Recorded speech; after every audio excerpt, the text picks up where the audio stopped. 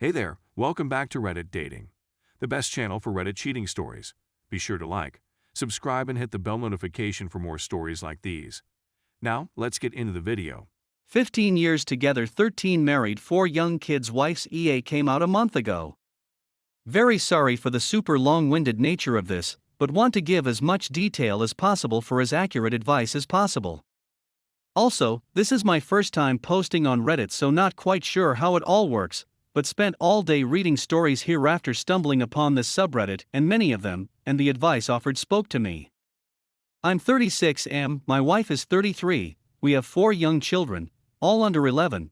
We have always talked between ourselves that we felt we had a lot of love for each other and filled each other's gaps well, and were very happy to be around each other as well as happy to take care of each other. I think this is a fair assessment of our marriage until 3 years ago we both had large trust issues develop within 6 months of each other. It's ultimately my fault she ended up pregnant with our 4th child. She wanted to be done at 3 and I still held out hope for another 1 or even 2.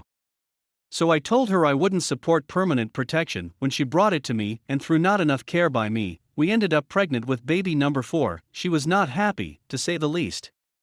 About 6 months before the baby came, I heard a rumor that my wife was cheating on me from my wife.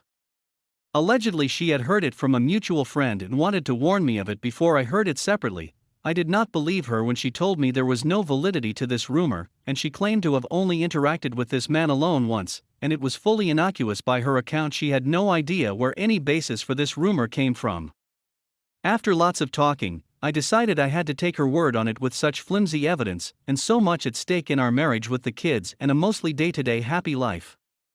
So there's the basis of our marriage falling apart and getting worse. The past 3 years she resented me for getting pregnant a 4th time, and me not being able to let this rumor go and worsening my trust issues. Continued. Update. Since March things have gone significantly downhill from even the bad of the 2 years prior to that. We were fighting more than ever. I was becoming more controlling and paranoid, thinking I could prevent her cheating on me. She was growing more and more tired of putting up with my controlling behavior, which I admit, it was. We had 2 or 3 fights over the summer that ended with us saying we should divorce. I took them as just fights, and a few days later or week later we'd settle back into our normal. She took the fights and talk of divorce more seriously. She started looking into lawyers and what divorce entailed. This is when her, as far as I know, emotional affair started. She called the man from the rumor 3 years ago allegedly to seek out divorce advice, as he had recently gone through one, though she admitted it quickly became more than that though, and she said she did it knowing we would be done if I found out about it. But from her perspective, the marriage was over, and she thought she was protecting herself and her ability to take care of the kids by being proactive and having a head start on divorce. Going through the phone records I can see that this was a daily thing, talking 1 to 3 hours on the phone and 100 to 180 texts a day for 3 solid months, every day while she was at work. During this time she might go 1 or 2 days in a row without texting me, which when I brought to her she always chalked up to being too busy while at work. We went on family vacations, did lots of outdoor family activities, and were mostly happy together during this time. She would not contact him at all during these 1 to 3 day family deals, but always right back to it as soon as we were home, and she was back to work. In October we had a big fight about me being controlling and her not being happy, and for the first time in our marriage, I literally sat down for a long time and thought about what a divorce would really look like, what it would mean for our kids, our day-to-day lives, our finances, and most of all how much I'd honestly miss her if she was gone. Update. Couple this with my sudden epiphany that no matter how many rules I put in place, and how controlling I was, if someone wanted to cheat they would find a way. I came to the realization that I needed to do better for her and start being better, or I was actually going to lose her, and our lives were going to turn upside down. So I made small changes, not earth-shattering, but obviously noticeable changes, and we started getting along better. She seemed happier, I was happier, and for the first time in a while I was hopeful that we could be happy partners again. She noticed the changes and noticed things were getting better between us in this month's time, because at the end of October she told the OM that she couldn't continue their relationship because she could make herself be okay with it when she thought our marriage was over, but she couldn't deal with the guilt of it now that she felt we had a chance again. The phone records back up her story that she ended it with him when she said she did. She went from all day every day to no contact for a week, and then 3/4 days between contact after that. She says she felt bad for using him because he was hoping they were building towards a relationship when our divorce was done, and she just needed someone to fall back on and help her get started in life on her own, and was therefore trying to let him down easily. Of course, just when things seem to be going well, you just know it's all going to hit the fan. I got the cell bill on 11/11 and noticed her calls and texts were considerably higher than mine.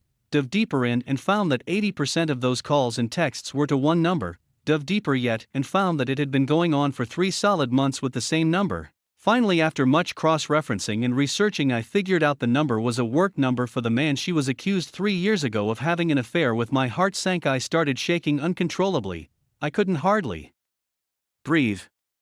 I was holding on to hope that it was anyone but him, telling myself we could work through it if it was anyone but him, but as soon as I saw his face I knew our marriage was done. I confronted her later that day. She of course cried her eyes out and admitted to everything before I presented my evidence that went mostly along with what she was telling me. I do believe her that it didn't become physical because she gave me tremendous detail about their discussions, offered up her phone for me to retrieve deleted text convos, and she was noticeably sad when I showed her current pictures/videos of him, and how much he had changed since she last knew him 3 years ago. We spent 3 days and nights up together talking about everything, almost no sleep and no eating, going over all our problems that lead us here, and how stupid we both were for letting our marriage get to this point. We're both full of regret for letting our relationship deteriorate this much, and sadly felt closer to each other in the days after than we have in years. Right from the initial confrontation, I told her we were 100% done. There was nothing she could do to gain my already fragile trust back, and there were no scenarios that could lead us back to a relationship.